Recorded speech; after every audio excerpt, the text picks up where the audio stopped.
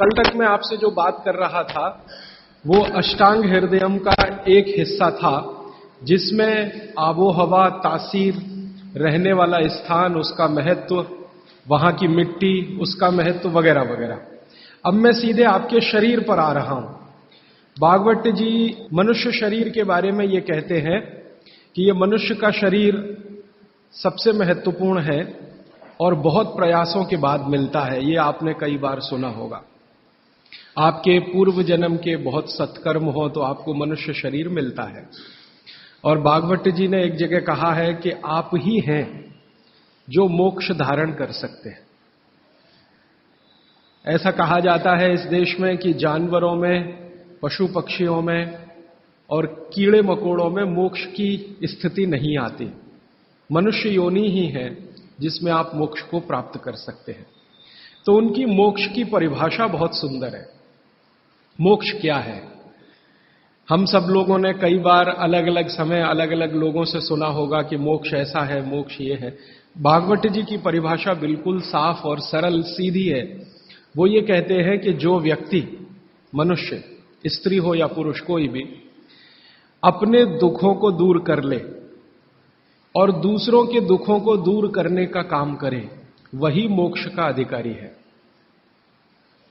जो व्यक्ति, मनुष्य, अपने दुखों को दूर करे और दूसरों के दुखों को दूर करने का सतत प्रयास करे, उसमें सफलता मिले न मिले, सफलता की बात नहीं कहते वो ये कहते हैं कि प्रयास करे, ईमानदारी से प्रयास करे, तो उसको मोक्ष होता है।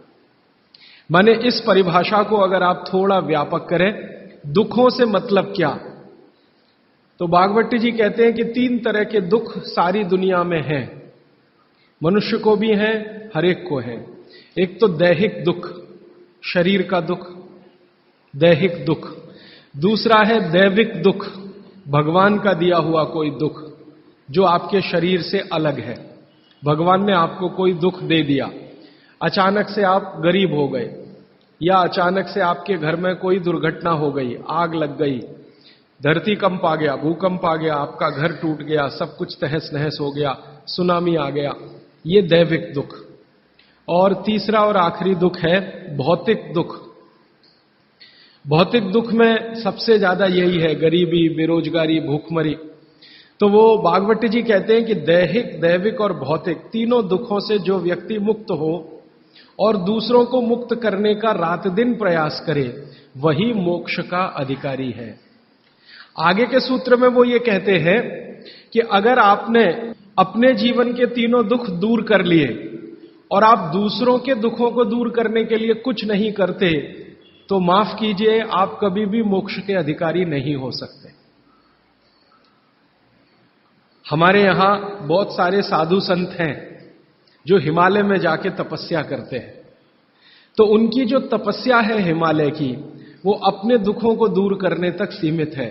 अगर वो वापस हिमालय से लौटकर समाज के दुख को दूर नहीं करेंगे तो किसी को भी मोक्ष नहीं होगा। भागवत जी कहते हैं कि कोई सदगृहस्थ व्यक्ति है, वो स्वामी नहीं है, महात्मा नहीं है, तपस्वी नहीं है, लेकिन अगर वो अपने दुखों से दूर करते हुए दूसरों के दुखों को दूर करने के काम में लगा हुआ है, तो वो कहते हैं कि वो तपस्या करने वाले से ज्यादा बेहतर है, भले ही वो सदगृहस्थ है। और वो ये कहते हैं कि ज्यादा समय, भागवत जी मानते हैं कि सदगृहस्थ ही हैं जो दूसरों के दुखों को दूर करने में ज्यादा मदद कर सकते हैं, क्योंकि उन दुखों का अनुभव उन्हें है, जिसका दुख वो दूर करने का कोशिश करें। इसका मतलब यह है कि भागवत जी की परिभाषा में गृहस्थी होना, माने सदगृहस्थ होना, ज्यादा बड़ी बात है।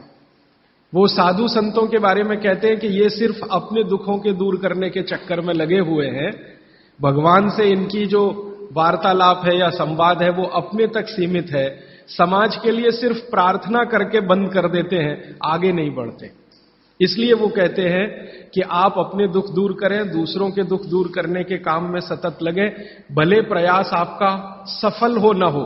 सफलता की बात वो नहीं कहते। वो ये कहते हैं कि सफलता असफलता वो सब ईश्वर के हाथ में है, आपके हाथ में नहीं है। आप अगर प्रयास कर रहे हैं तो पक्का मानिए कि आपकी मोक्ष में जाने की तैयारी है। ये है उनका सूत्र।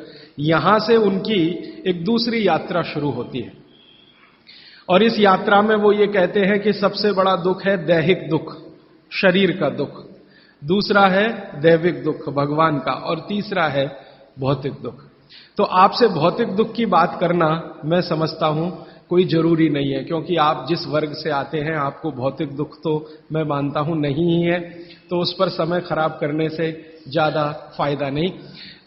आपसे जो सबसे ज्यादा मैं बात करूंगा, जिसकी जरूरत भी है आपको, वो दैहिक दुख के बारे में बात करूंगा। आपका शरीर का दुख दूर कैसे करें?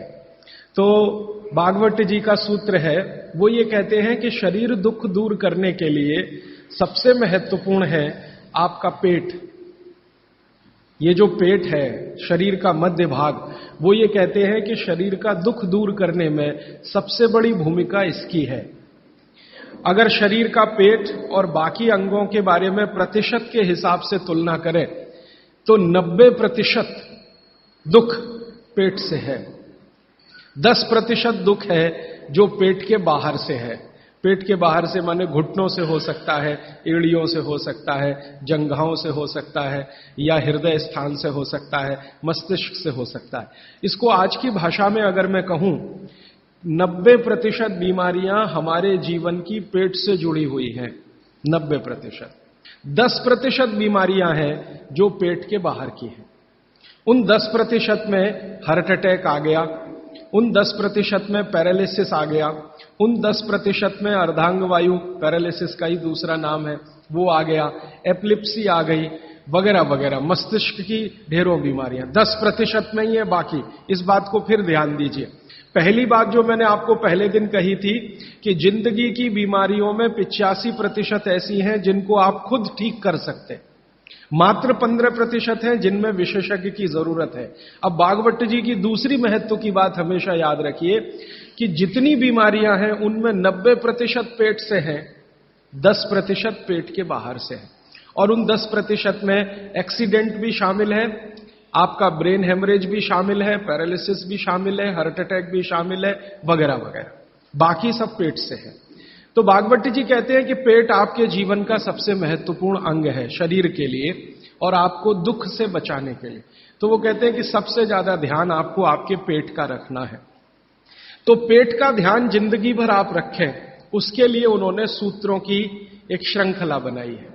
ये सूत्रों का पालन करें तो जीवन में पेट से होने वाला कोई दुख नहीं होगा, माने 90% बीमारियां नहीं होंगी।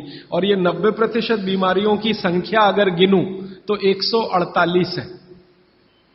माने आज से मैं जो सूत्र बताने जा रहा हूं, इनका पालन अगर आप करेंगे तो आप अपने जीवन में 148 बीमारियों से हमेशा बचेंगे। और भागवत जी का यह कहना है कि बीमारियों से बचना बहुत महत्व का है बनिस्बत की बीमारियों का इलाज करना। वो अंग्रेजी में अक्सर आपने सुना है, prevention is better than cure. तो आप अगर बीमारियों से बच रहे हैं तो वो कहते हैं कि ये सबसे महत्व का है। तो आप उनको, आज के सूत्रों को थोड़ा ज्यादा ध्यान से सुने। वैसे तो आप सभी सूत्र ध्यान से सुन रहे हैं, लेकिन आज के जो सूत्र हैं वो जिंदगी का फंक्शनल हिस्सा है। आप जानते हैं कि कोई भी सिद्धांत होता है उसका एक हाइपोथेसिस होता है और उसका एक फंक्शनल पार्ट होता है। तो आज से जो शुरू हो रहा है वो फंक्शनल पार्ट है। इस फंक्शनल पार्ट में सबसे पहला सूत्र भागवत जी का, भागवत जी के लिए उनके 7000 सूत्र सभी महत्व के हैं, सभी महत्व के। उन 7000 में से मैंने कुछ चुनकर निकाले हैं जो मुझे लगता है 2007 के हिसाब से बहुत महत्व के हैं। हो सकता है 3500 साल पहले कोई सूत्र बहुत महत्व के हों और अब 2007 में हमारी जीवन शैली के हिसाब से वो उतने महत्व के ना हो, क्योंकि भागवत जी ने जिस जीवन शैली में रहते हुए वो सूत्र लिखे हैं वो ऋषि मुनियों की जीवन शैली है। आपकी जीवन शैली और ऋषि मुनियों की जीवन शैली में थोड़ा अंतर है। तो आपकी जीवन शैली के हिसाब से मैंने जो सूत्र निकाले और जिनको मैं महत्व का क्रम देता हूं, उसमें सबसे पहला सूत्र, संस्कृत में वो कहते हैं कि पेट जिंदगी भर आपका अच्छा रहे, दुरुस्त रहे। इसका मतलब यह है कि आप जो कुछ भी खा रहे हैं उसका ठीक से आप पाचन करते रहे। वो कई बार ये लिखते हैं अपने सूत्रों में कि खाना महत्व का नहीं है, खाने को पचाना महत्व का है। आपने खाने को खाया, ये इतना महत्व नहीं है। जिसको आपने खाया उसको पचाया, ये ज्यादा महत्व का है। क्योंकि भोजन पचेगा तो रस बनेगा, उसी रस में से मांस, मज्जा, रक्त, मल, मूत्र, वीर्य, मेद, ये सब बनेगा, अस्थियां बनेंगी, और वही आपके शरीर के लिए आगे जीवन में काम आएंगे। तो खाया वो महत्व का, उससे भी ज्यादा महत्व का खाया हुआ पचाया। तो वो कहते हैं कि पेट हमेशा दुरुस्त रहे, माने पाचन क्रिया आपकी हमेशा अच्छे से चलती रहे, इसके लिए पहला सूत्र उन्होंने लिखा भोजनांते विषम वारी। ये पहला सूत्र मेरे हिसाब से, उनके हिसाब से नहीं, मेरे हिसाब से पहला सूत्र भोजनांते विषम वारी। इसका सीधा सा अर्थ है भोजन के अंत में पानी पीना विष पीने के बराबर है। सूत्र ये है भोजन अंते, भोजनांते, आप जानते हैं संस्कृत में मिला के कहने की परंपरा है। भोजन अंते माने भोजन के अंत में, भोजनांते विषम वारी, विष समझते हैं आप जहर, जहर जैसा क्या है? पानी। भोजन के अंत में पानी जहर के जैसा है, विष के जैसा है। ये सूत्र है। अब इसको थोड़ा व्याख्यायित करता हूं ताकि समझ में आए। भोजन के अंत में पानी विष के जैसा है, ये बात वो कह रहे हैं। इसको समझना चाहिए कि क्या कह रहे हैं। सूत्र उतना ही है, समझने के लिए मैं आपको बहुत उदाहरण दूंगा ताकि आप जल्दी पता कर पाएं।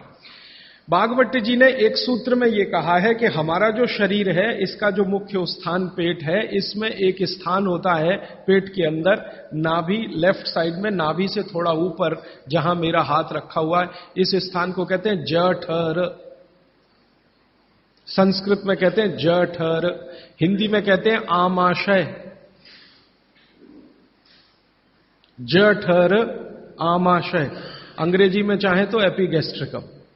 तो ये जो जठर स्थान है, भागवत जी कहते हैं कि इसमें अग्नि प्रदीप्त होती है, उसी को कहते हैं जठराग्नि। जठर अग्नि, जठराग्नि। तो वो कहते हैं कि जो आपका जठर स्थान है, इसमें अग्नि प्रदीप्त होती है, और भोजन जो कुछ भी आप करते हैं वो पहले जठर में ही जाता है, आमाशय में इकट्ठा होता है, वहां अग्नि प्रदीप्त होती है। वो अग्नि भोजन का पाचन करती है। यह है महत्व की बात। अब अग्नि प्रदीप्त हुई, आपने भोजन किया, अग्नि प्रदीप्त हुई। और भागवत जी इसके लिए एक सुंदर श्लोक लिखा है, लंबा है लेकिन हिंदी में बताता हूं। वो ये कहते हैं कि खाते ही अग्नि प्रदीप्त होती है, ऐसे ही जैसे आप बिजली के स्विच को ऑन करते ही लाइट जलती है। ये ऑटोमेटिक है, अपने आप होती है। आपने रोटी का पहला टुकड़ा मुंह में डाला और जैसे ही टुकड़े को चबाना शुरू किया, लार बनना शुरू हुआ, तुरंत अग्नि प्रदीप्त हो जाती, पहले ही टुकड़े में। तो ये अग्नि प्रदीप्त हुई। अब आप जो भोजन कर रहे हैं, ये इस अग्नि के प्रभाव में पचेगा। तो भोजन के पचने की क्रिया में पहले भोजन रस में बदलेगा। पहले पेस्ट बनेगा, जैसे टूथपेस्ट की कंडीशन होती है वैसा बनेगा, लुगदी जैसा। फिर उसमें से रस बनेगा, फिर रस में से सब कुछ बनेगा। तो वो कहते हैं कि आपने जैसे ही भोजन किया, अग्नि प्रदीप्त हुई।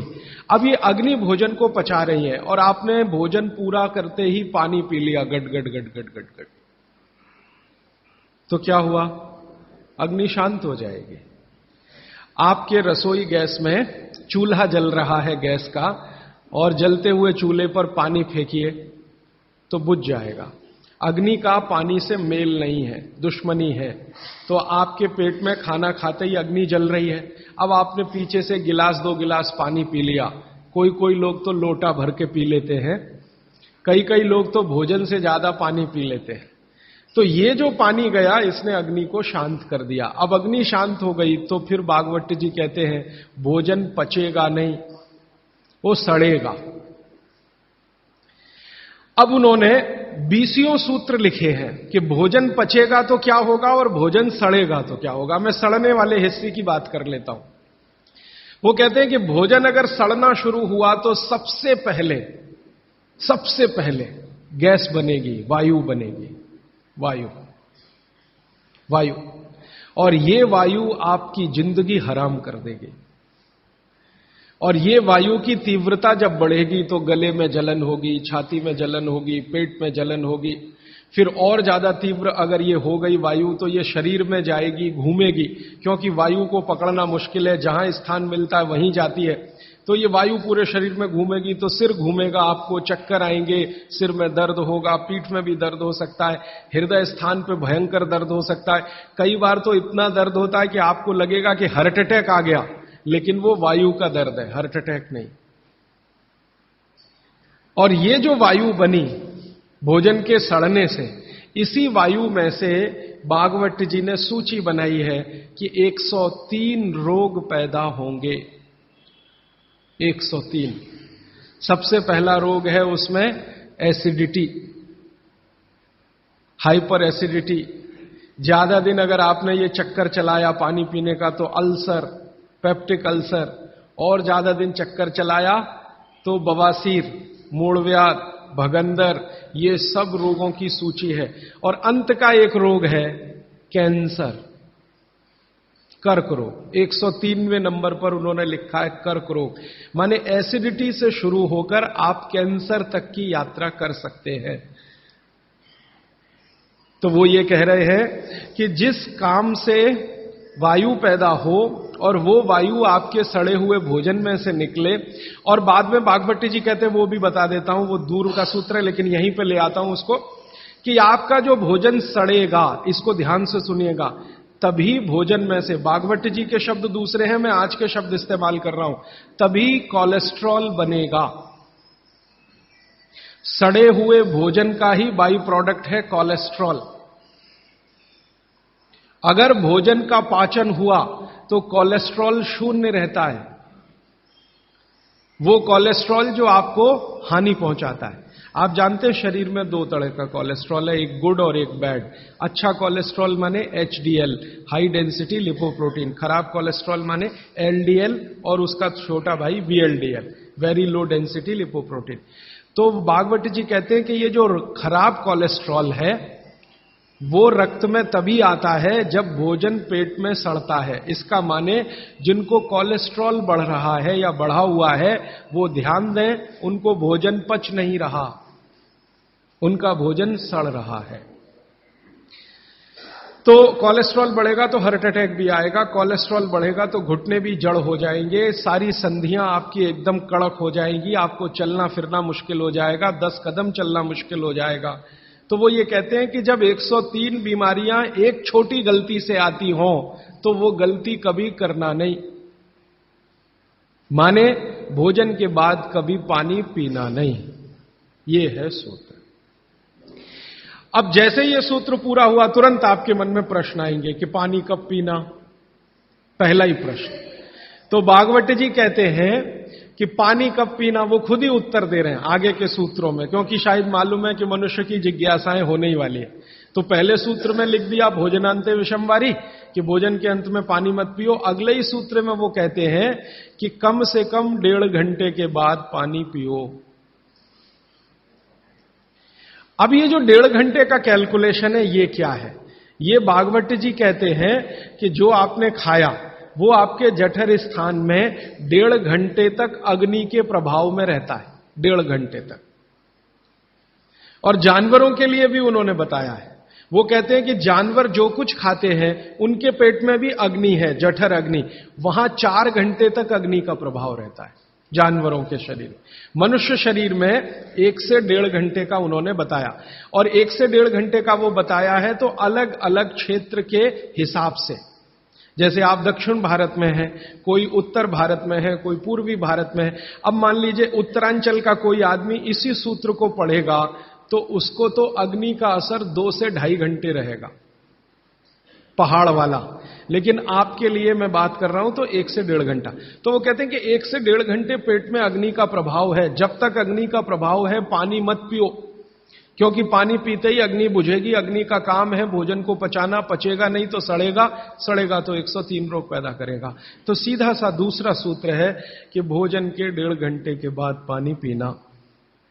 ठीक है, अब तुरंत आपके मन में सवाल आएगा, भोजन के बीच में पीना कि नहीं पीना, और भोजन के पहले पीना कि नहीं पीना। भागवत जी ने इसका उत्तर अगले सूत्रों में दिया है। वो ये कहते हैं कि भोजन के पहले पानी पीना तो कम से कम 40 मिनट और अधिक से अधिक 1 घंटा। आपको सीधा सा हिसाब बताता हूं, 10 बजे खाना अगर खाना चाहते हैं तो 9 बजे से लेकर 9:20 तक आप चाहें उतना पानी पी सकते हैं। 9 बजे से लेकर 9:20 तक। और बीच में पीना कि नहीं, तो इसके लिए भागवत जी कहते हैं, ये बहुत साइंटिफिक बात उन्होंने कही है, बहुत साइंटिफिक है। वो कहते हैं कि अगर आपके भोजन में 2 अन्न हैं, दो अन्न, माने एक रोटी खा रहे हैं आप, वो गेहूं है, और दूसरा चावल खा रहे हैं, तो चावल और गेहूं 2 अन्न है। तो और सामान्य रूप से आप सभी के भोजन में शायद 2 ही अन्न होते हैं, इसलिए मैं ये सूत्र कह रहा हूं। ये 1 अन्न वालों के लिए नहीं है, 2 अन्न वालों। जो 2 अन्न खाते हैं भोजन में, उनको एक अन्न की पूर्ति पूरी हुई और दूसरे की शुरू होने वाली है, तो बीच का जो जंक्शन पॉइंट है, इस पे पानी पीना। मतलब इसका सीधा है, रोटी पूरी हो गई, अब आप चावल खाने की तैयारी कर रहे हैं, तो रोटी खाने के बाद चावल खाने से पहले आप जरूर पानी पीना, लेकिन मात्रा कितनी? तो वो कहते हैं 2 या 3 घूंट, इतना ही। उसके बाद जब दूसरा अन्न आपने शुरू कर दिया, फिर नहीं, फिर तो पूरा आप भोजन ही करके उठिए। अब आप भोजन कर लिया तो गला साफ करने के लिए थोड़ा 1-2 घूंट और पी लेना, गला साफ करने के लिए। पानी पीने के लिए नहीं है, वो गला साफ करने के लिए। अब आपके मन में तुरंत एक प्रश्न आएगा कि भोजन के अंत में क्या पीना? फिर पानी तो नहीं पीना, 1.5 घंटे तक तो नहीं पीना, तो कुछ पी सकते हैं।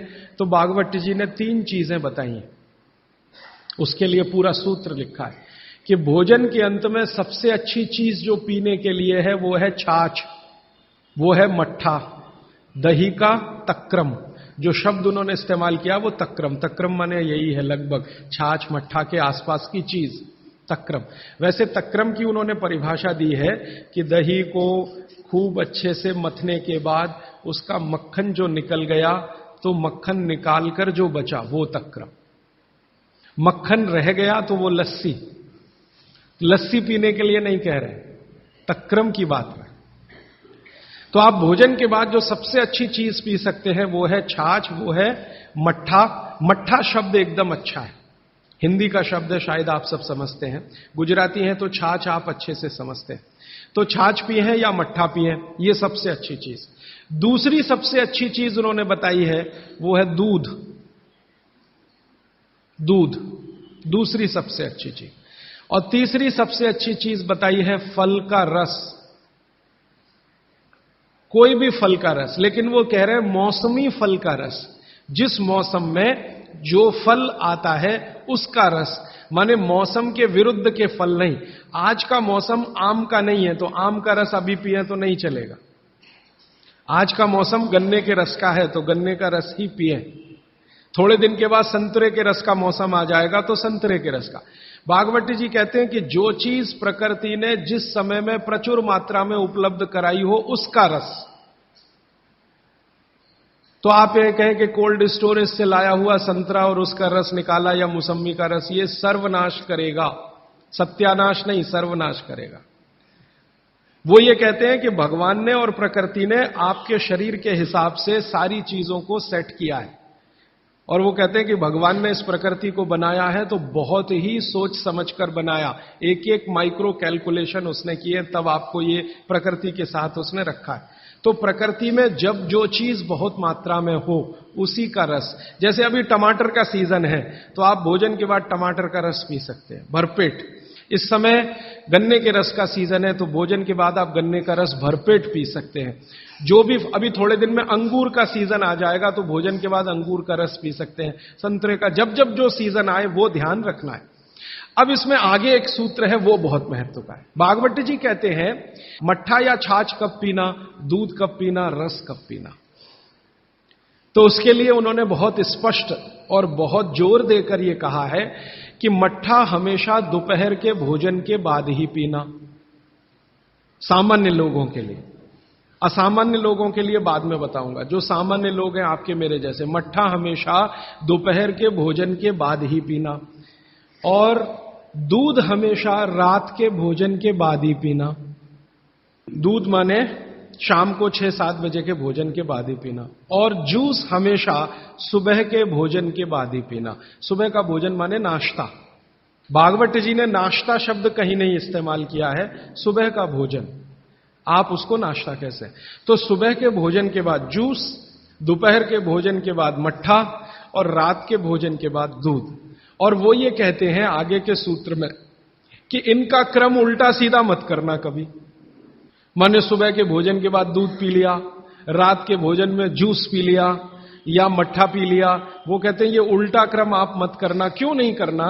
तो आगे वो एक्सप्लेनेशन देते हैं, वो ये है बहुत महत्व का, कि हमारे शरीर को मट्ठे का पाचन होने के लिए जो रस की जरूरत होती है, रस माने एंजाइम, जो एंजाइम या रस की जरूरत होती है वो दोपहर को ही होते हैं पेट में। इसी तरह हमारे शरीर में दूध का पाचन होने के लिए जो रस की जरूरत पड़ती है या एंजाइम की जरूरत पड़ती है वो सूर्यास्त के बाद ही होते हैं, या सूर्यास्त के समय ही उनकी उत्पत्ति शुरू होती है। और जो रस और एंजाइम की जरूरत जूस पचाने के लिए है वो सुबह ही होते हैं। इसलिए आप नियम बना लो, ब्रेकफास्ट में जूस, लंच में मट्ठा छाछ और डिनर में दूध। बच्चों को भी यही नियम, बड़ों को भी यही नियम। अब आप कहेंगे हमारे बच्चे तो स्कूल जाते हैं दूध पीकर जाते हैं, तो बदल दो, जूस पीकर भेजो या पिलाकर भेजो। और आप कहेंगे जी पिएंगे नहीं। आप जैसी आदत डालेंगे बच्चे वैसे ही होने वाले हैं, क्योंकि बच्चे अपने से कुछ नहीं सीखते, वो आपका सिखाया हुआ है सारा कुछ। तो अब तक आपने बच्चों को दूध पीने की आदत डाली है, आज से माफी मांग लो कि गलती हो गई हमसे। अब हम आपको चाहते हैं कि आप जूस पी के जाओ। क्यों जाओ? तो उनको ये बात समझाओ, शायद समझ जाए, वो भी समझ जाएंगे तो उनकी भी जिंदगी में ये परमानेंट हो जाएगा। सुबह के नाश्ते के बाद जूस पीना, दोपहर के भोजन के बाद मट्ठा, रात के भोजन के बाद दूध। ये सूत्र है। अभी इसके आगे का सूत्र भागवत जी कहते हैं कि आप खाने के 1.5 घंटे के बाद पानी पिए, क्योंकि जठर के अग्नि के प्रभाव में खाना 1.5 घंटे तक रहता है। तो पानी कैसे पिए? कैसे पिए पानी? तो हमारे यहां पानी पीने के बहुत तरीके हैं। लोटा मुंह से लगाया, गट गट गट गट उतार लिया। गिलास मुंह से लगाया, गट गट गट गट उतार लिया। क्या ये तरीका? तो भागवती जी कहते हैं नहीं, ये तरीका बिल्कुल गलत है पानी पीने। वो कहते हैं कि पानी को चुस्कियां ले लेकर पिए, घूंट भर भर के पानी पिए, सिप ले लेकर पानी पिए। ऐसा पानी पीने का नियम। जैसे आप गर्म दूध पीते हैं ना, भागवत जी बिल्कुल उसके समकक्ष रखते हैं कि गर्म दूध आप जैसे पीते हैं एक एक सिप या चुस्की लेकर घूंट भर के, ऐसे ही पानी पिए। अब ये क्यों? ये समझ लें। आप एक साथ पूरा पानी उतारें गले के नीचे और एक एक घूंट पानी उतारें गले के नीचे, दोनों में जमीन आसमान का अंतर है। क्या अंतर है? मैं आपको एक महत्व की बात समझाना चाहता हूं, ये जीवन भर याद रहे तो बहुत अच्छा। हमारे पेट में भोजन को पचाने के लिए अग्नि होती है और इस अग्नि को तीव्र करने के लिए अम्ल होता है, अम्ल, एसिड। आप जानते हैं पेट में अम्ल बनता है, प्राकृतिक रूप से बनता है। अब पेट में तो अम्ल बनता है और भगवान ने ऐसी व्यवस्था की है कि पेट में अम्ल दिया है और मुंह में क्षार बनता है, जिसको लार कहते हैं आप, लार, स्लाइवा, सेलिवा, लार, लाला रस, अलग अलग नामों से आप जानते हैं। तो मुंह में बनती है लार, ये है क्षार, और पेट में बनता है अम्ल। आप थोड़ा भी अगर विज्ञान जानते हैं तो आप जानते हैं कि क्षार और अम्ल को मिलाओ तो हो जाता है न्यूट्रल। अम्ल और क्षार आपस में मिले तो न्यूट्रल होता है, माने सामान्य चीज बनती है, जिसको हम लोग कहते हैं लवण। एक लवण होता है नमक, वो अलग है, केमिस्ट्री के लवण की बात कर रहा हूं। तो अम्ल और क्षार आपस में मिलते रहे तो न्यूट्रल होते हैं। अम्ल का मतलब है जिसका पीएच 7 से कम है, और क्षार का मतलब है जिसका पीएच 7 के आगे है, और न्यूट्रल का मतलब जिसका पीएच 7 है। ये जो पानी है ना, पानी, ये ना अम्ल है ना क्षार है, ये न्यूट्रल है। तो भागवत जी कहते हैं कि पेट आपका अक्सर पानी के जैसा रहे तो बढ़िया। और जिनका पेट पानी के जैसा, माने पेट की अम्लता ना बढ़े और पेट का क्षारपन भी ना बढ़े, पीएच 7 के आसपास रहे, तो भागवत जी कहते हैं ऐसे व्यक्ति को 100 से ज्यादा वर्ष जीने की पूरी गारंटी है, बिना एक भी दवा खाए और बिना चिकित्सक के पास जाए। अब आपके पेट में अम्ल बन रहा है, मुंह में लार बन रही है, अगर पानी आप घूट घूट पीते हैं तो ये पानी के साथ लार मिलकर अंदर जाती है, और पानी एक साथ गट गट गट गट पीते हैं तो कम लार पानी के साथ मिलकर जाएगी। ये लार बन रही है अंदर जाने के लिए, बाहर निकालने के लिए नहीं, क्योंकि अंदर पेट के अम्ल को शांत रखना है, इसके लिए क्षार है।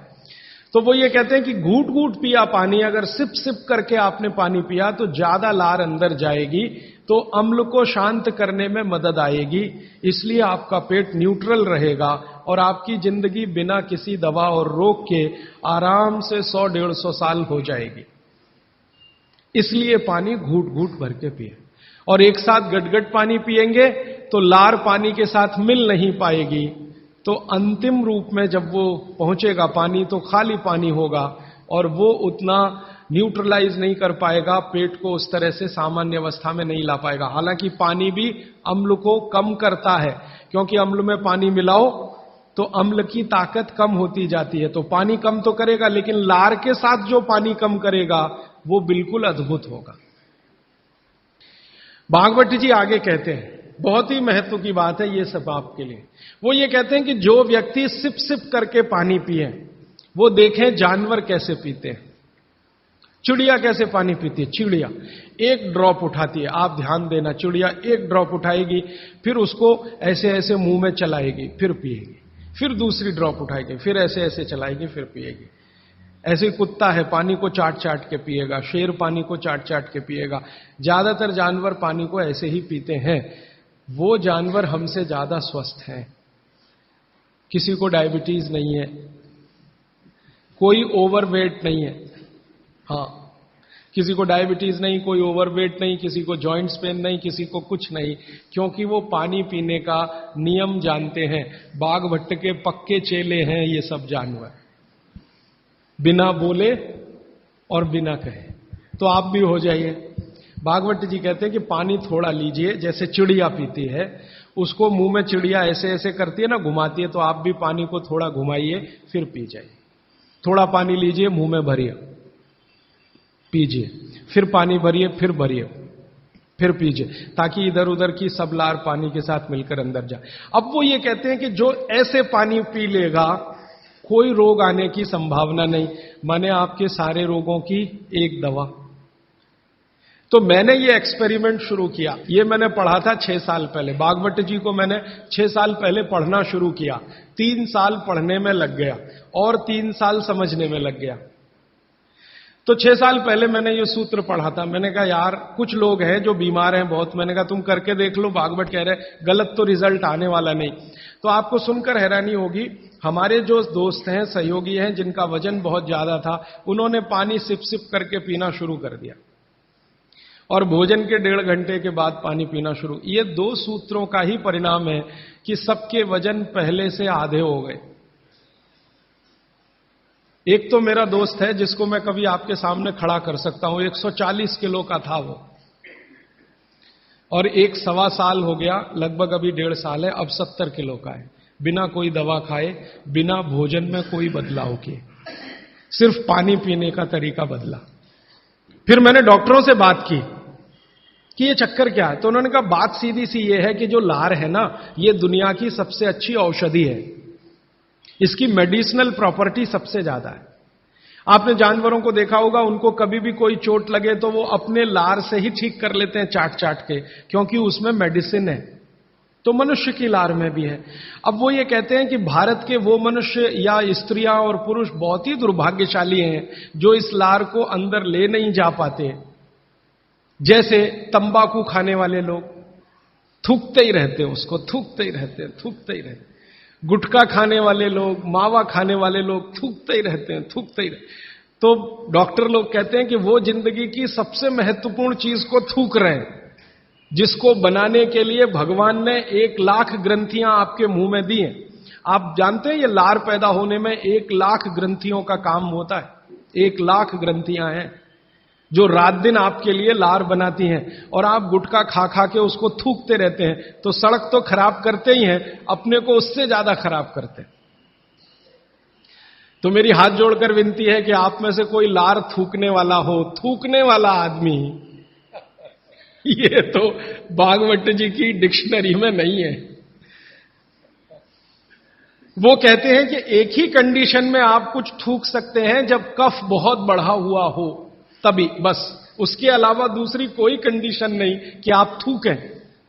तो यहां तो बिना कफ बढ़े हुए तंबाकू खा खा के, गुटखा खा खा के थूक रहे हैं, तो ये थूकना नुकसानदायक है। गुटखा तो नुकसानदायक है ही, तंबाकू तो और भी नुकसानदायक है, उससे भी ज्यादा थूकना, तो मत थूकिए। तो फिर आप कहेंगे जी पान खाएं, तो पान खाने के लिए नियम बताया, बहुत माइक्रो लेवल पे कैलकुलेशन है भागवत जी। वो कहते हैं कि पान खाओ तो कत्था मत लगाओ, बिना कत्थे का पान खाओ, थूकने की गरज ही नहीं, क्योंकि जो भी खाओगे वो चूना है, कैल्शियम है, तो अंदर जाएगा, और वो कैल्शियम क्या क्या अद्भुत काम करेगा वो कल बताने वाला हूं मैं। तो वो कहते हैं कि पान भी खाना है तो थूकना नहीं है, कत्था है तो थूकना पड़ेगा, कत्थे बिना ही पान खाओ। माने हमारे पुराने पूर्वज और बुजुर्ग जो तंबाकू का नहीं, कत्थे का नहीं, सिर्फ चूना लगा के जो पान खाते हैं, वो भागवत के चेले सब के सब शिष्य उनके। तो वो कहते हैं पान भी खाना तो थूकना नहीं है, जो मुंह में लार के साथ पान है वो अंदर ही जाए, क्योंकि पान और चूना दोनों ही मेडिसिन है। एक वातनाशक है और दूसरा पित्तनाशक है, और कफ का भी नाश करता है। पान तो पित्त और कफ दोनों का नाश करता है, और चूना वात का नाश करता है। तो वो कहते हैं कि पित्त और कफ का नाश कर दिया पान ने, चूने ने कर दिया वात का, तो वात पित्त कफ तीनों ही संतुलित है, तो पान खा के तो जिंदगी भर निरोगी रह सकते। ये है। तो आपको पानी पीना है घूट घूट भर के, ताकि ज्यादा लार अंदर जाए, और पानी को बच्चों की तरह से मुंह में घुमाइए, जैसे बच्चे अक्सर करते हैं ना, वो बहुत अच्छी क्रिया है। ठीक है, अब आगे चलता हूं। आगे का एक सूत्र है भागवत जी का कि पानी कभी भी पिए तो ठंडा ना पिए। पेट को दुरुस्त रखने के लिए ही है ये सारे सूत्र आज जो मैं कह रहा हूं। पानी जब भी पिए तो ठंडा ना पिए। कैसा पानी पिए जी? तो वो कहते हैं कि आपके शरीर का तापमान देखें, उसके अनुसार के तापमान का ही पानी पिए, माने शरीर के तापमान के बराबर का पानी पिए, माने गुनगुना पानी पिए। गुनगुना शब्द है। एक शब्द कोमट, कोमट शब्द गुजराती है? नहीं, मराठी है शायद। हां, गुनगुना पानी पिए। नवसे का पानी कहते हैं राजस्थान में, नवसे का हल्का गरम गुनगुना पानी पिए। कभी भी पानी की गर्मी शरीर के तापमान के ऊपर ना हो, ऐसा पानी पिए। तो अब आपका शरीर का तापमान है 37 डिग्री, तो 37 डिग्री अगर आप पानी को लेके जाएंगे तो वो गुनगुना ही होता है। रूम टेम्परेचर के ऊपर रहता है, बॉडी टेम्परेचर के बराबर रहता है। तो ऐसा पानी पिए, गुनगुना ही पानी पिए। क्यों? अभी मन में प्रश्न आएगा क्यों? हम तो जी ठंडा पानी पीते हैं, फ्रिज का पानी पीते हैं, बर्फ डाला हुआ पानी पीते हैं। तो भागवत जी इसको बहुत अच्छे से समझाते हैं, और आधुनिक विज्ञान का इसमें मैं जोड़कर आपको समझाता हूं। आप अगर ठंडा पानी पी रहे हैं, कल्पना करिए, तो पानी क्या करेगा? पेट में जाएगा सीधा सीधा, और पेट को ठंडा बनाएगा। जिसका जैसा गुण है वही तो करेगा ना। बर्फ का गुण है ठंडा करने का, तो बर्फ डालकर पानी में आप पी रहे हैं, तो बर्फ का गुण वो पानी में आ गया। अब पानी आपके पेट को ठंडा करेगा। अगर पानी ने पेट को ठंडा किया, तो अगर पेट ठंडा हो गया पानी के असर में, तो शरीर ठंडा हो जाएगा, क्योंकि शरीर के सारे ऑर्गन पेट से ही जुड़े हुए हैं, चाहे वो आपका हार्ट हो, चाहे किडनी हो, चाहे लीवर हो। और अगर शरीर ठंडा हो गया तो जय राम जी की, जाइए यमराज के पास, यहां फिर आपके लिए कुछ नहीं है। तो पानी अगर पेट में गया और उसने पेट को ठंडा कर दिया, तो आप ठंडे हुए तो मर जाएंगे, मृत्यु आएगी। तो कभी भी ठंडा पानी ना पिए। एक विश्लेषण। दूसरा विश्लेषण कि अगर पानी आपने ठंडा पिया और आपका पेट जीवित है, जीवित होने से मतलब फंक्शनल है, काम अच्छे से कर रहा है, तो तुरंत पेट उस पानी को गर्म करने पर लगेगा। आपका जो जठर स्थान है ना, वो तुरंत उस पानी को गर्म करने पर लगेगा। तो पानी को गर्म करने के लिए उसको अतिरिक्त ऊर्जा की जरूरत पड़ेगी, और अतिरिक्त ऊर्जा उसको रक्त में से आएगी। तो शरीर के सब हिस्सों का रक्त पेट की तरफ जाएगा। थोड़ी देर के लिए शरीर के सारे हिस्सों का रक्त जो पेट की तरफ गया है, उसने बाकी हिस्सों में रक्त की कमी कर दी।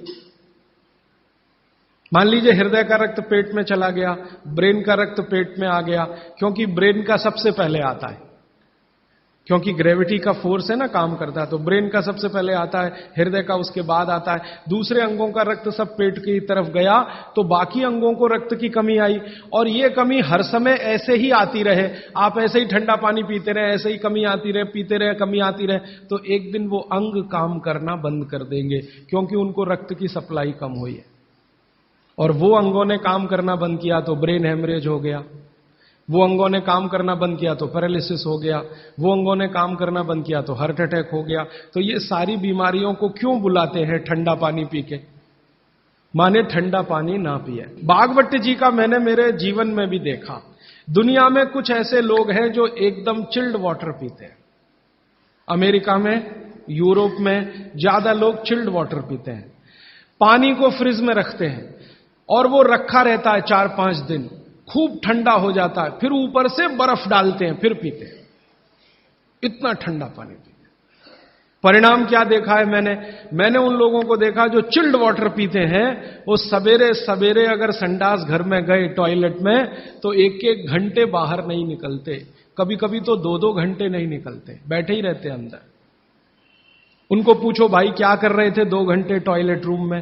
कहते हैं जी न्यूज़पेपर पढ़ रहे थे, मैगजीन पढ़ रहे थे। क्यों पढ़ रहे थे? टॉयलेट रूम तो न्यूज़पेपर के लिए बनाया नहीं है। तो कहते हैं टॉयलेट आती ही नहीं, माने स्टूल पास होता ही नहीं, संडास होती ही नहीं, उतरती नहीं, तो क्या करें?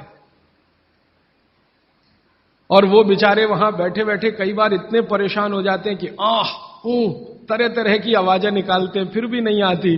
फिर वो गाना गाते हैं, मेरे सपनों की रानी कभी आएगी, वो आती नहीं है। और कभी कभी जब बहुत ज्यादा परेशान हो जाते हैं ना, तो एक गाना गाते हैं, एक बार आजा आजा आजा, वो तब भी नहीं आती। ये है समस्या। माने मैं कहना ये चाहता हूं कि जो लोग बहुत ठंडा पानी पिएंगे, उनको एक बीमारी है, वो है कॉन्स्टिपेशन, कब्जियत, कोष्ठबद्धता, बद्ध कोष्ठ होना। कॉन्स्टिपेशन का मतलब आपकी जो इंटेस्टाइन है ना, लार्ज इंटेस्टाइन, वो एकदम ऐसी संकुचित हो गई, ऐसे रहना चाहिए उसको, वो हो गई संकुचित। ये ठंडे पानी का असर है।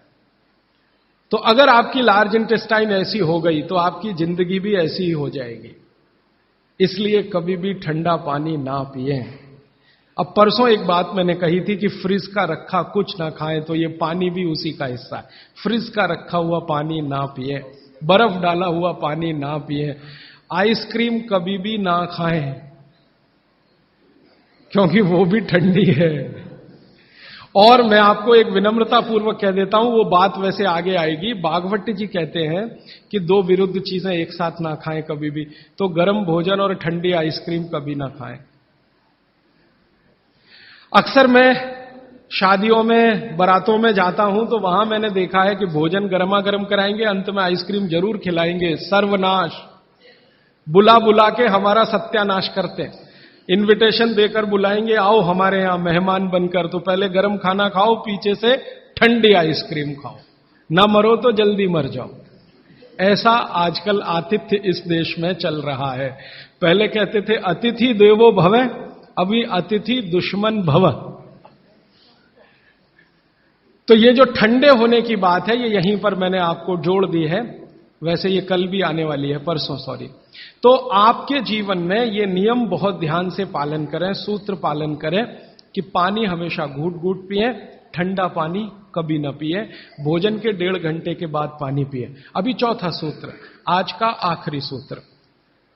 भागवत जी कहते हैं कि सुबह का जीवन आपका जब शुरू होता है, दिन का जीवन आपका शुरू होता है, माने आप जब सोकर उठते हैं तभी से आपका दिन शुरू होता है, तो दिन की शुरुआत में सबसे पहले पानी पिए। दिन की शुरुआत में सबसे पहले पानी पिए, माने सुबह उठते ही पानी पिए, ये है मतलब कहने का। दिन की शुरुआत में सबसे पहले पानी पिए, माने सुबह उठते ही पानी पिए। आयुर्वेद के विभिन्न चिकित्सकों ने और वैद्यों ने इसको कहा ऊषा पान करें। ऊषा पान माने सुबह उठते ही पानी पीना, सबसे पहले पानी पीना, दांत धोए बिना पानी पीना, मुंह धोए बिना पानी पीना, कुल्ला किए बिना पानी पीना।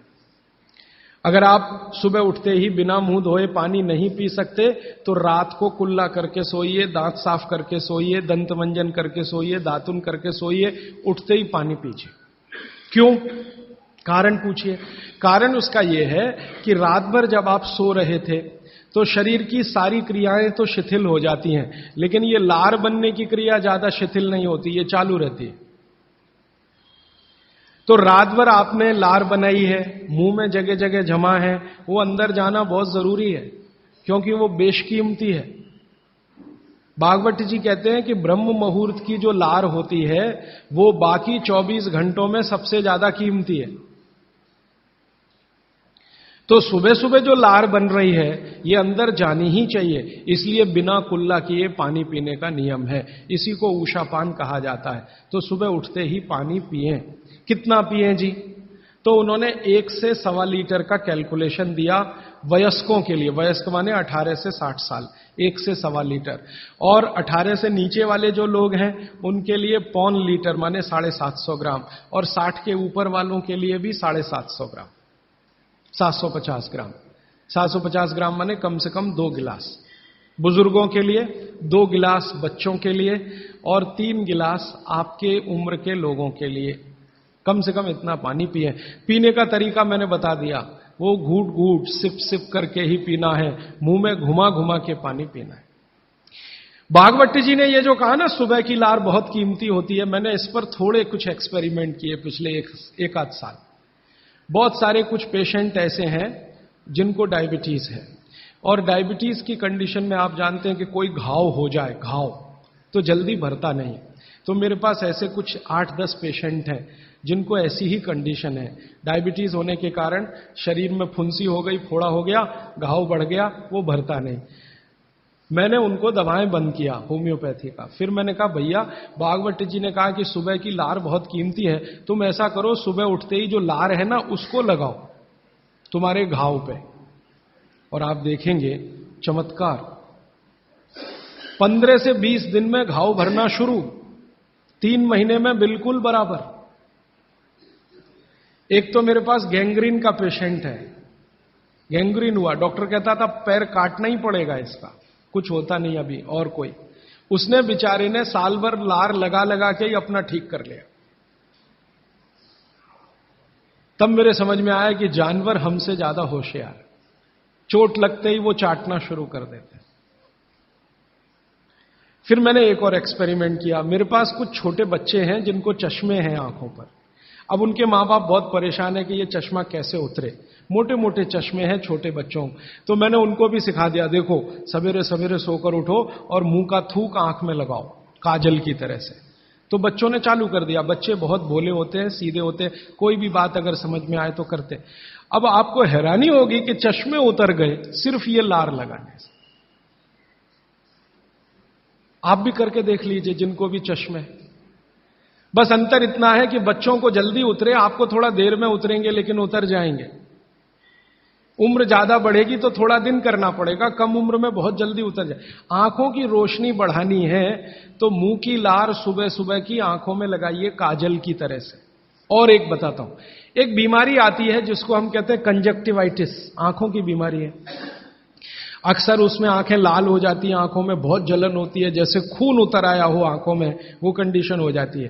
कोई भी आयुर्वेद की दवा आप खाएंगे 3 से 4 दिन में ही बीमारी ठीक होती है। लेकिन अब की बार अगर ये बीमारी आए तो आप ये करना, सुबह सुबह उठते ही मुंह की लार लगाना, 24 घंटे के बाद आपको पता ही नहीं चलेगा बीमारी कहां गई। 24 घंटे में ही ठीक होती है कंजक्टिवाइटिस। अगर बच्चों में बचपन से आंखों के ऐसे कोई रोग हैं, जैसे मेरे पास एक छोटा बच्चा है 8 साल का है, उसका मैं ट्रीटमेंट कर रहा हूं, उसकी आंखें टेढ़ी हैं, वो देखता कहीं है और दिखता कहीं है, उसको ऐसा है। अब उसके माता पिता गरीब हैं और वो ऑपरेशन का खर्चा नहीं उठा सकते, उस बच्चे पर मैं यही एक्सपेरिमेंट कर रहा हूं। लगभग मुझे 4-4.5 महीना हो गया है और उसका टेढ़ापन, जिसको हम लोग हिंदी में कहते हैं भेंगापन, उसका भेंगापन लगातार कम हो रहा है और आंखों की पुतलियां बिल्कुल बीच में सेट हो रही। तब मुझे थोड़ी जिज्ञासा हुई और मैंने एक बहुत बड़े वैज्ञानिक को पूछा दिल्ली में कि ये लार में क्या है, एक्चुअली इसका एक्टिव इंग्रेडिएंट क्या है। तो उन्होंने कहा भैया जितने एक्टिव इंग्रेडिएंट मिट्टी में है वो सब लार में है। तो मैंने आपको बताया मिट्टी में 18 एक्टिव इंग्रेडिएंट्स हैं, लार में वो सब के सब हैं। इसलिए लार शरीर के लिए बहुत ही कीमती है, बेशकीमती है, इसको कभी नष्ट नहीं करना। इसकी मदद से आप बहुत सारे रोग ठीक करते हैं। और 2-4 बातें बता दूं क्या क्या रोग और ठीक कर सकते हैं। आपके शरीर में कोई दाग हो गया, धब्बा हो गया, जैसे जल गए, जलने का दाग होता है ना, उस पर नियमित रूप से सवेरे की लार की थोड़ी थोड़ी मालिश करते रहिए। 6-8 महीने में धब्बा बिल्कुल साफ हो जाए, जले हुए का धब्बा। शरीर में और कोई ऐसा अंग में सफेद दाग दिख रहा है या काला दाग हो गया या फलाना हो गया या ढिमाका हो गया, एक्जिमा हो गया, मान लो खराब बीमारी की बात करूं, एक्जिमा हो गया, एक्जिमा पे रोज सुबह की लार लगाइए, मालिश करते रहिए, 6-8 महीने के बाद देखिएगा साफ। और एक्जिमा से भी ज्यादा खराब बीमारी है सोराइसिस, वो भी ठीक होती है इसी लार से। बस इतना है कि साल भर करना पड़े। मुफ्त का इलाज है, फोकट का इलाज। भागवत जी ने जितने भी इलाज बताए हैं सब फोकट के और मुफ्त के, बाहर जाने की जरूरत ही नहीं है। तो आप स्किन डिसीज में इसका एक्सपेरिमेंट करिए, आंखों की बीमारियों में इसका एक्सपेरिमेंट करिए, घाव हो जाए कहीं शरीर में उस पर एक्सपेरिमेंट करिए, फोड़े फिंसियों पर इसका एक्सपेरिमेंट करिए। मैंने ये चारों एक्सपेरिमेंट किए, बहुत अच्छे रिजल्ट हैं, आप भी करिए, रिजल्ट आपको भी मिलेंगे। बस इतना ही है कि आप दूसरों को भी बताते जाइए। तो आपने अपना दुख तो कम कर लिया, आप दूसरों का भी कम कराइए ना, तभी मोक्ष जाएंगे। तो मैंने आज आपको 4 सूत्र बताए, उनको फिर से रिपीट करता हूं। सूत्र बताना, ये 4 रिपीट करके खत्म, फिर प्रश्न।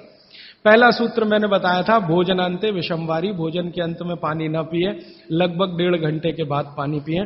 दूसरा सूत्र मैंने बताया था, पानी हमेशा घूट घूट भर के पिए, सिप सिप करके पानी पिए। तीसरा सूत्र बताया था कि ठंडा पानी कभी ना पिए, हमेशा गुनगुना पानी पिए। और चौथा सूत्र बताया था कि आप सवेरे उठते ही सबसे पहले पानी पिए। ये चारों सूत्र भागवत जी ने कहा है पेट को दुरुस्त रखने के लिए सबसे आवश्यक है। माने जिंदगी भर आपका पेट और आपकी जठर अग्नि काम करती रहे, इसके लिए सबसे आवश्यक है। ठीक है, अब आपके प्रश्नों के लिए आधा घंटे का समय। हाजी भाई, आपने कहा कि उषापान करना चाहिए, उषापान भी गुनगुना पानी होना चाहिए या कैसा? देखिए उषापान, दूसरी बात, पान जो कहा आपने खाने के लिए, तो पान के साथ क्या क्या लेना चाहिए? हाँ, बहुत अच्छा सवाल। मैं दूसरे प्रश्न का पहले उत्तर दे दूं, पान के साथ क्या क्या लेना चाहिए। भागवत जी ने पान खाने के लिए बताया है कि एक तो पान जो खाएं वो ऐसा पान हो जिसका स्वाद कसैला हो। कसैला, कसैला स्वाद माने देशी पान, सीधी सी बात है। विलायती पान मत खाइए, देशी पान खाइए। तो स्वाद जितना कसैला होगा, पान उतना अच्छा होगा। और भागवत जी ने एक बहुत गहरी बात कही है, जिसको मैं 2-3 दिन बाद वैसे एक्सप्लेन करने वाला हूं, कि जो चीज का रंग जितना ज्यादा गहरा हो, जो प्रकृति की पैदा की गई वस्तु का रंग जितना ज्यादा गहरा हो, वो उतनी ही बड़ी औषधि है। जैसे देशी पान ज्यादा गहरा हरे रंग का होता है और विलायती पान हल्के हरे रंग का होता है। तो भागवती जी कहते हैं हल्के रंग की चीजें मत खाइए, गहरे रंग की चीजें खाइए। तो गहरे रंग वाला पान खाइए, गहरे रंग की जो भी चीजें हैं भरपेट खाइए। जैसे बैंगन है गहरे रंग का, जामुन है गहरे रंग का, टमाटर है गहरे रंग का, ये सब एंटी कैंसरस है, एंटी डायबिटिक है, एंटी कैंसरस है, एंटी अस्थमेटिक है। इनकी क्वालिटीज आज की विज्ञान ने भी प्रूव किया है। आज का विज्ञान यह कहता है कि जो भी रंग है किसी भी वस्तु में, वो भगवान का दिया हुआ कोई ना कोई ऐसा रस और एंजाइम है जो आपको गंभीर बीमारियों से बचाता है। तो वो कहते हैं गहरे रंग का पान खाइए, माने कसैला, उसमें ही स्वाद होगा, तो गहरा पान खाइए। उसमें क्या मिलाएं? उसमें सबसे ज्यादा चूना। तो कितना चूना मिलाएं? तो कहते हैं कि एक पान में 1 ग्राम से ज्यादा चूना नहीं मिलाइए कभी भी। 1 ग्राम, 1 ग्राम आप समझते हैं, इतना होता है। चने का दाना होता है ना, आधा तोड़ो और उसका आधा कर लो, इतना 1 ग्राम होता है। चने का दाना आधा तोड़ो तो 2 हिस्से हुए, ये 2 हिस्से के 4 कर दो और वो 1 हिस्सा जो है वो 1 ग्राम। तो उतना आप चूना लगाइए उस पर। फिर चूने के साथ क्या खाएं? आप उसमें सौंफ खाएं, सौंफ। सौंफ का नियम उन्होंने बताया, सौंफ खाएं। दूसरा कहते हैं कि इसमें थोड़ी अजवाइन डालें, अजवाइन 2-4 दाने, ज्यादा नहीं। और वो कहते हैं लवंग डालें, लवंग माने लौंग। और कहते हैं बड़ी इलायची। और वो कहते हैं कि गुलाब के फूल का रस, मतलब गुलकंद जिसको आप कहते हैं। ये चीजें उन्होंने बोली हैं पान में नियमित रूप से खाने के लिए। अब इसमें उन्होंने जो बोली नहीं है वो बात ध्यान रखिए। सुपारी कहीं नहीं कहा, कत्था कहीं नहीं कहा, तो मैंने सुपारी और कत्था छोड़कर ही पान खाएं। ठीक है, तो पान में क्या खाएं। दूसरा, इन्होंने जो आपने पूछा कि सुबह का जो ऊषा पान का पानी है वो भी गुनगुना होना चाहिए। बागभट्टी जी कहते हैं जरूर गुनगुना होना चाहिए, जरूर गुनगुना। वो एक ही कंडीशन में कहते हैं कि अगर आप तांबे के बर्तन का रखा हुआ पानी सुबह पी रहे हैं तो उसको गुनगुना करने की जरूरत नहीं है, बाकी सभी पानी को गुनगुना करके ही पीना चाहिए। क्यों? ये जो तांबे के बर्तन में रखा हुआ पानी है उसमें वही क्वालिटी है जो गुनगुने पानी में है, इसलिए ताम्र पात्र के पानी को सुबह गर्म करने की जरूरत नहीं। रात में आपने भर के रखा, सुबह उठकर पी लिया। बाकी कोई भी पानी स्टील के बर्तन वाला है तो गुनगुना करिए, आप मिट्टी के घड़े का पानी है तो गुनगुना करिए। और आपके पास क्या होता है पानी भरने के लिए? और तीसरा, कोई एल्यूमिनियम में तो पानी कभी मत रखिए, प्लास्टिक में पानी कभी मत रखिए। स्टील वेसल्स में है तो गुनगुना करके ही पीजिए। स्टील वेसल माने स्टेनलेस स्टील के वेसल में पानी है तो गुनगुना ही पीजिए, मिट्टी के बर्तन का पानी है तो गुनगुना ही पीजिए। ताम्र पात्र एक उन्होंने कहा कि जिसके पानी को गर्म करने की जरूरत नहीं, सीधे पी सकते हैं। आप बोलेंगे जी क्या रोज दिन भर ताम्र पात्र का पानी पी सकते हैं? तो जरूर पी सकते हैं, 3 महीने, इसके आगे नहीं। ये आप जरा सोचिए ध्यान से। वो ये कहते हैं 3 महीने आप पी सकते हैं लगातार ताम्र पात्र का पानी, फिर बीच में 15-20 दिन का ब्रेक दे दीजिए, फिर 3 महीने पी सकते हैं, फिर 15-20 दिन का ब्रेक दे दीजिए, फिर 3 महीने पी सकते हैं। ये ब्रेक दे देकर पी सकते हैं। लगातार पिएंगे तो तांबे की अधिकता से होने वाली जो बीमारियां हैं वो हो जाएंगी। हां, सुबह तो लगातार पी सकते हैं, सुबह की तो कोई बात नहीं, ये पूरे दिन की बात हो रही है। कोई लोग ऐसे हैं कि पूरे दिन ही तांबे के बर्तन का पानी पीते हैं, तो बागवती जी ये कहते हैं कि 3 महीने लगातार पीजिए पूरे दिन, फिर उसके बाद 15-20 दिन ब्रेक दे दीजिए, 15-20 दिन को दूसरा पानी पी, फिर आप वापस 3 महीने कर सकते हैं, फिर ब्रेक दे दीजिए, फिर तो 24 घंटे वाले जो लोग हैं ताम्रपात्र का पानी पीने वाले, उनके लिए ये नियम है। सुबह का तो ताम्रपात्र का ही सबसे अच्छा है जी। भोजन के बाद जो रस और मट्ठा पीने के लिए बताए थे आप, तो क्या ये आमदनी को शांति करेगी? हाँ, बहुत अच्छा सवाल है, बहुत अच्छा सवाल। देखिए, इस सवाल को मैं और थोड़ा विकसित करूं, मैं इंतजार कर रहा था कोई पूछे तो मैं बताऊं। यह सवाल कुछ इस तरह का है कि मट्ठा है ना, उसमें पानी ही है, आप जानते हैं, शायद उसमें 90% तक पानी है, दही तो सिर्फ 10% होता है। और जूस पी रहे हैं उसमें भी पानी ही है, और दूध पी रहे हैं उसमें भी पानी है। अब बागवती जी एक तरफ तो कह रहे हैं कि खाने के बाद पानी मत पियो, और दूसरी तरफ कह रहे हैं मट्ठा जरूर पियो, दूध जरूर पियो और फल का रस पियो, तो उसमें तो पानी ही है। तो क्या वो पानी जठर अग्नि को शांत नहीं करेगा? प्रश्न ये है। ये पूरा नहीं पूछ पाए, मैंने पूरा कर दिया। तो क्या वो पानी जठर अग्नि को शांत नहीं करेगा? इसका बहुत ही सुंदर एक्सप्लेनेशन बागवती जी करते हैं। वो ये कहते हैं कि पानी का जो गुण है वो अपना कुछ नहीं, ये बात ध्यान से समझिए, पानी का जो गुण है वो अपना कुछ नहीं है। पानी को जिस पात्र में रखा है या जिसमें मिलाया है उसी का गुण वो धारण करता है। आपने एक पुराना गाना सुना है, पानी रे पानी तेरा रंग कैसा, फिर आगे है जिसमें मिला दो उस जैसा। तो पानी का रंग, गुण और धर्म तीनों ही वही होते हैं, वो जहां मिल गया। तो आपने पानी को मिलाया दही में, तो अब वो पानी का गुण नहीं है, अब वो दही का गुण धारण करेगा। पानी को आपने मिलाया जूस में, माने फल में, तो फल के जो गुण हैं वो पानी में आ जाएंगे। और पानी है दूध में, तो दूध के सारे गुण वो धारण कर लेगा। तो पानी अगर सीधा पी रहे हैं इंडिपेंडेंट, तब उसके अपने गुण धर्म होते हैं, लेकिन मिलाया हुआ पानी जब भी किसी वस्तु के साथ आप पिएंगे तो उस वस्तु का गुण पानी में आएगा। इसलिए मट्ठा पीने को खुली छूट है, पेट भर के पीजिए। दूध पीने को खुली छूट है, पेट भर के पीजिए। जूस पीने को भी खुली छूट है, सादा पानी मत पीजिए। अब दही का गुण क्या है? अग्नि को प्रदीप्त करने का गुण है दही में, क्योंकि जो वस्तु में भी चिकनाई आ गई, चिकनाई समझते हैं आप, फैट, दही में भरपूर चिकनाई है। दूध से ज्यादा चिकनाई दही में है, दही से ज्यादा चिकनाई मक्खन में है, और सबसे ज्यादा चिकनाई घी में। तो भागवती जी कहते हैं कि जिस वस्तु में भी चिकनाई है वो अग्नि को और भड़काएगी। आप जो है ना घी डालते हैं यज्ञ में, तो अग्नि भड़कती है कि नहीं? ऐसे ही पेट में घी खाएंगे, दही खाएंगे, दूध पिएंगे तो अग्नि और प्रदीप्त होती है, माने खाने को और जल्दी से पचाएगी। खाली पानी अग्नि को शांत करता है, लेकिन पानी किसी में मिलाया हुआ अग्नि को प्रदीप्त करेगा, क्योंकि उसके गुण वस्तु के हिसाब से हो जाते हैं। जी राजीव भाई, आइसक्रीम खाने के बाद हम लोग कॉफी या चाय पी के और उसका ये सवा सत्यानाश।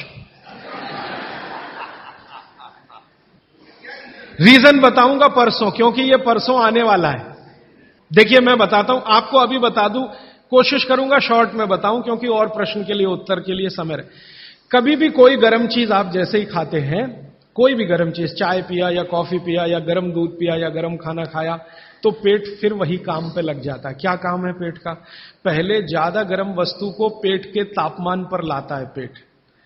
आपका पेट का तापमान वही है जो मुंह का है, और बगल का तापमान मुंह का तापमान में थोड़ा अंतर रहता है, लगभग 1 से 1.5 डिग्री। तो पेट का तापमान लगभग 39 से 40 डिग्री के आसपास है। अब आपने 40 डिग्री से ऊपर की कोई वस्तु खाई, जैसे चाय पी, तो वो 40 से ऊपर की ही है, कॉफी 40 से ऊपर की है, तो तापमान अंदर जो है ना 55 डिग्री 60 डिग्री अगर चाय का है, तो पेट उसको पहले 40 डिग्री पे लाएगा, और उसके लिए एंटी रिएक्शन होता है, पानी को ठंडे से गर्म करेगा, फिर गर्म से ठंडा।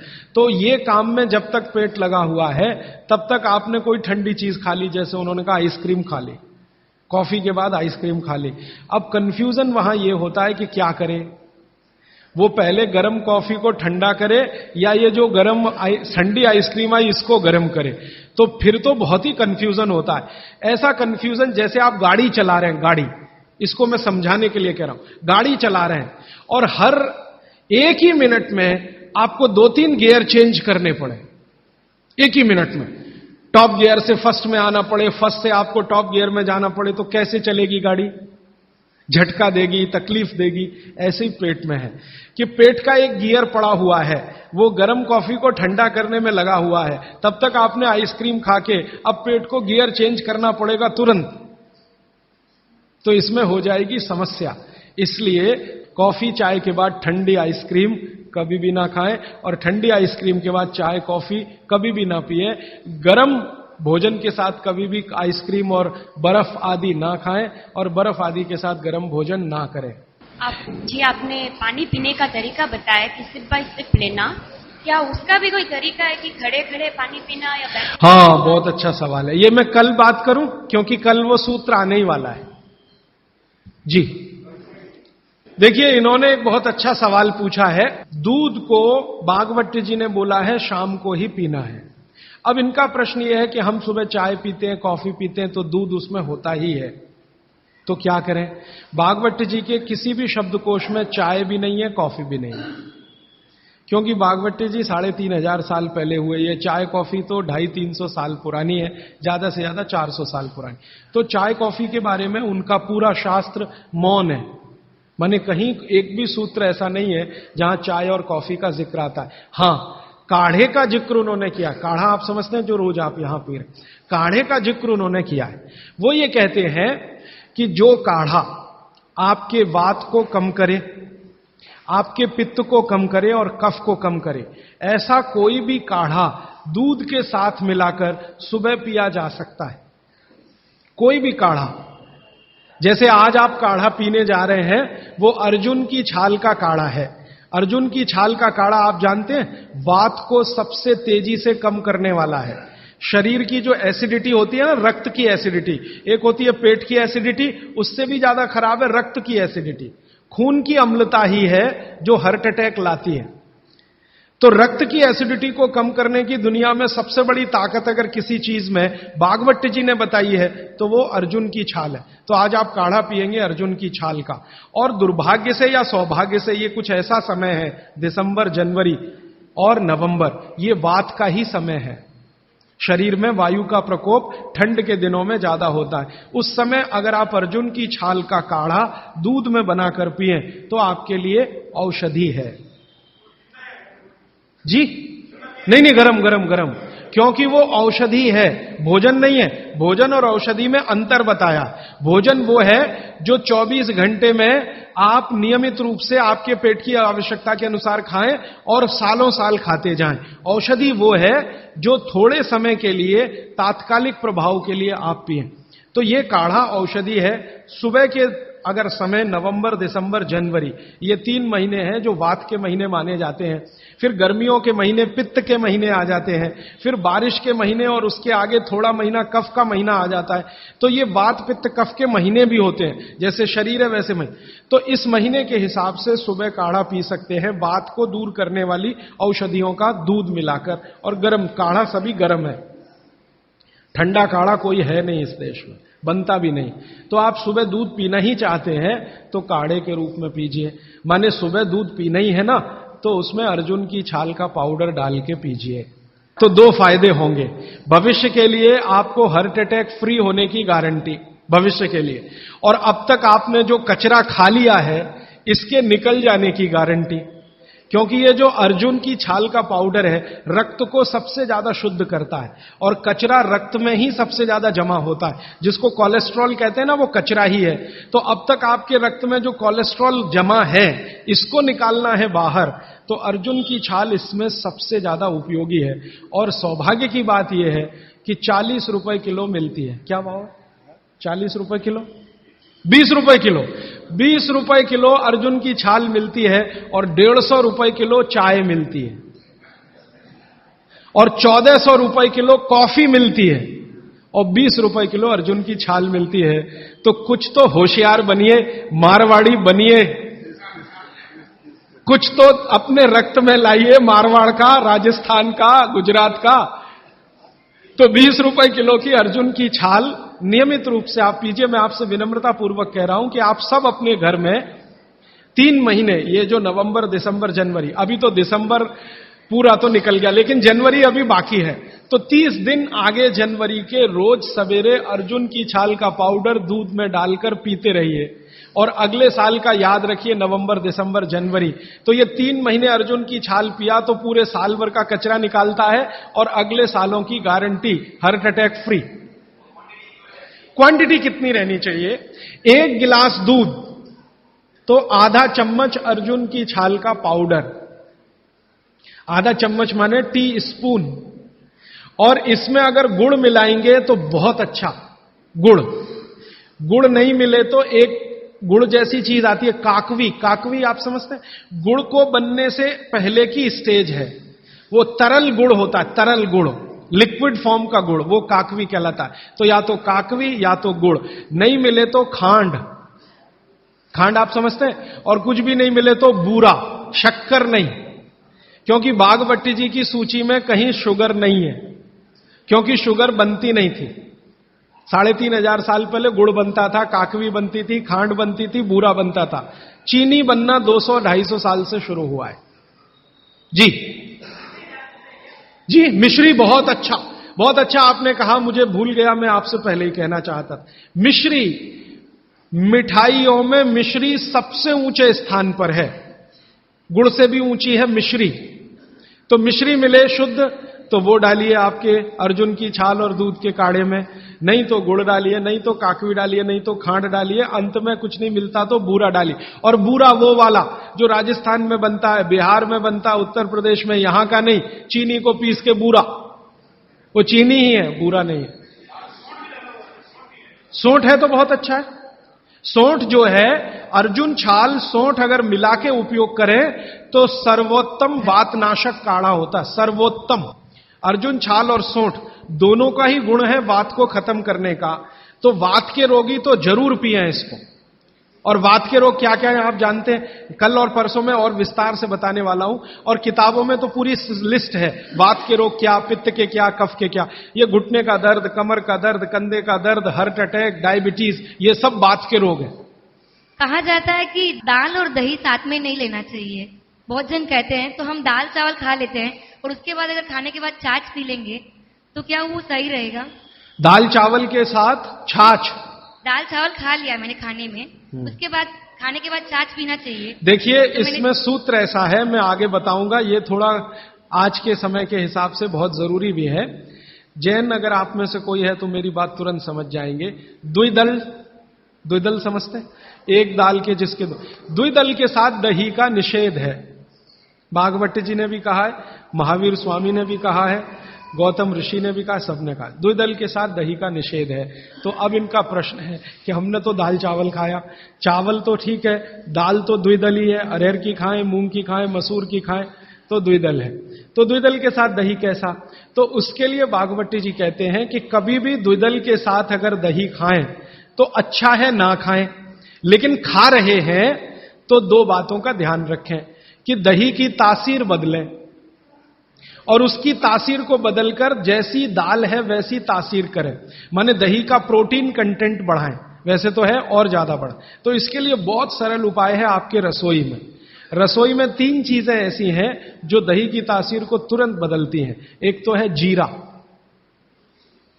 जीरा, दूसरा है सेंधा या काला नमक, सेंधा या काला। ये जो आज नमक आ रहा है इसकी बात नहीं कर रहा हूं मैं, आयोडीन युक्त नमक नहीं, सेंधा नमक या काला नमक। तीसरी है अजवाइन। तो मेरा ऐसा निवेदन है कि अगर आप ताक पी रहे हैं दाल चावल के साथ तो अजवाइन का, जीरे का बघार ले लें और थोड़ा सेंधा नमक डाल लें, फिर पी लें। अजवाइन जीरे का बघार लेकर, बघार लेना तो आप समझते हैं ना, बघार शब्द तो बघार ले लें अजवाइन जीरे का और थोड़ा सेंधा नमक, फिर ताक पिए, माने मज्जिगे पिए, माने मट्ठा पिए। अदरक की जगह सूंठ। दही में कभी भी अदरक की उपयोग नहीं होता, सूंठ उपयोग होता है। अदरक और सूंठ में थोड़ा अंतर है, सूंठ तो अदरक से ही आता है लेकिन सूंठ का गुण अदरक से ज्यादा है। फ्रूट्स खा सकते हैं भरपेट। वैसे फ्रूट्स का भागवती जी कहते हैं सुबह खाएं खाली पेट तो सबसे अच्छा, माने नाश्ता ही फ्रूट का करें, जूस भी पीना है तो फ्रूट का पिए, तो सुबह का समय फ्रूट्स के लिए सबसे अच्छा है। लेकिन बाकी समय में भी आप फ्रूट्स कभी भी खा सकते हैं जो प्रकृति के द्वारा पकाया गया, माने कैल्शियम कार्बाइड मिला के नहीं पकाया गया। हाँ बिल्कुल। छाछ शरीर के लिए ठंडा करता है तो बच्चों को भी दे सकते हैं? दे सकते हैं जी, दे सकते हैं बिल्कुल। अजवाइन डाल के बच्चों को, 3 महीने के बच्चे को अजवाइन की छाछ दी जा सकती है। और अजवाइन पानी जो आपने कहा थोड़ा गुनगुना पीना चाहिए, हर मौसम में पी सकते हैं, गर्मी के मौसम में भी? गर्मी के मौसम में थोड़ा इसके लिए आप छूट ले सकते हैं। आप चूंकि मद्रास में रहते हैं इसलिए छूट ले सकते हैं। गर्मी के दिनों में सवेरे का पानी तो गुनगुना ही रखिए, बाकी दिन का पानी अगर आप पिए तो मिट्टी के बर्तन का भी पी सकते हैं। सनबर्न के लिए लार बहुत अच्छी है। देखिए, आप में से किसी भी माता या बहन को डार्क सर्किल की समस्या हो, आंखों के नीचे काले काले घेरे हैं, नियमित रूप से सुबह उठकर अपने लार की मालिश करते रहिए, आपके सारे डार्क सर्किल बिल्कुल चले जाएंगे। फेयर एंड लवली से ज्यादा प्रभावी है। मटकी का जो पानी होता है, गर्मियों में राजस्थान में ठंडी से ठंडी मटकी लाके हम पीते हैं, तो इतना ठंडा पानी पिए या नहीं? जो मिट्टी के घड़े का पानी है वो रूम तापमान से थोड़ा ही कम है। जैसे रूम टेम्परेचर 25 डिग्री होगा तो मिट्टी के घड़े का पानी 23 डिग्री तक होगा, तो ज्यादा ठंडा नहीं है। ये जो फ्रिज का पानी है ये 4 डिग्री का होगा, 3 डिग्री का होगा, ये बहुत ठंडा है।